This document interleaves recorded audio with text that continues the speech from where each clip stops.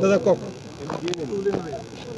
দেশজুৰি অষ্টাদশ লোকসভা নিৰ্বাচনৰ ভোট গণনা আজি চলি আছে। সমগ্ৰ দেশত আকৌ এবাৰ মোদী চৰকাৰৰ যি আমাৰ লক্ষ্য আছিল সেই লক্ষ্যৰ দিশত আমি আগবাঢ়িছোঁ। অসমতো আমি ভবা ধৰণে আগবাঢ়ি আছোঁ। বিশেষকৈ দৰং ওদালগুৰি লোকসভা সমষ্টিত আমি ভাবিছিলোঁ 4 লক্ষাধিক ভোটত আমি জয়লাভ কৰিম আৰু এতিয়া যিটো প্ৰায় আধাৰ ভোট প্ৰায় কাউণ্টিং হ'ল, আধাতকৈ অলপ বেছি হৈছে, প্ৰায় 10 লাখৰ ওচৰা-ওচৰি কাউণ্টিং হ'ল। এতিয়ালৈকে আমি 1,88,000 ভোটত আগবাঢ়ি আছোঁ। গতিকে আমি যিটো লক্ষ্য ৰাখিছিলোঁ 4 লাখ ভোট, নেয়াৰটো পাৰফেক্ট বুলি ক'ব লাগিব। 4 লাখৰ ওচৰা-ওচৰি মাৰ্জিনত দৰং ওদালগুৰি লোকসভা সমষ্টিত NDA বিজয়ী হ'ব, এয়া প্ৰায় নিশ্চিত হোৱাৰ দিশত।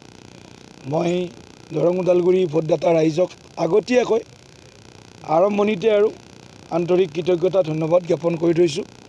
আৰু যিহেতু আমি সকলোৱে জানোৱে যে মোদী ডাঙৰীয়াৰ নেতৃত্বত দিল্লীত চৰকাৰ হ'ব, গতিকে আমি সকলোৱে আমাৰ বিকাশৰ যিটো ৰাজনীতি, বিকাশৰ যিটো ধাৰা, এই ধাৰাটোক আৰু শক্তিশালী কৰাৰ কাৰণে আমি সকলোৱে একেলগে কাম কৰিম। আৰু চৰকাৰ কণ্টিনিউৱাছ প্ৰচেছ এটা, যিবিলাক কাম আধৰুৱা হ'ল সেই কামখিনি আমি পূৰ্ণ গতিত আধৰুৱা কামখিনি সম্পূৰ্ণ কৰিম আৰু নতুন নতুন কিছু যোজনাৰে আমি আগবাঢ়িম।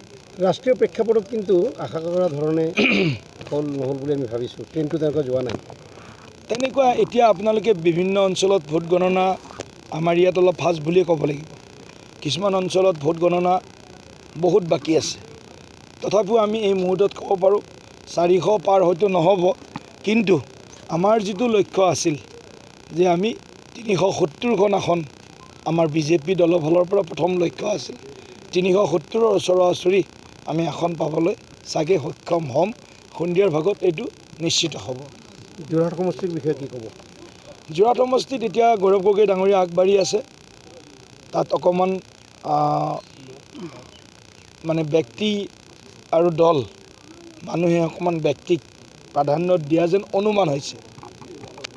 বহুতে ভাবিছে গৌৰৱ গগৈ সংসদত ধুনীয়া বক্তব্য দিয়ে আৰু আগৰ মুখ্যমন্ত্ৰীৰ সুযোগ্য সন্তান ক'ব গ'লে। গতিকে গোটেইবিলাক কথা মানে হাতে পাছে বাৰৈ মিলি গৌৰৱ গগৈ অকণমান এডভান্টেজ পোৱা যেন অনুমান হৈ আছে। এই মুহূৰ্তত ক'ব নোৱাৰোঁ ফাইনেল, যিহেতু আৰু ভোট কাউণ্ট বাকী আছে। কিন্তু যিটো আমি ট্ৰেণ্ড দেখিছোঁ, গৌৰৱ গগৈ ডাঙৰীয়াৰ পক্ষত অকণমান এটা বেছি সুযোগ থকা যেন আমাৰ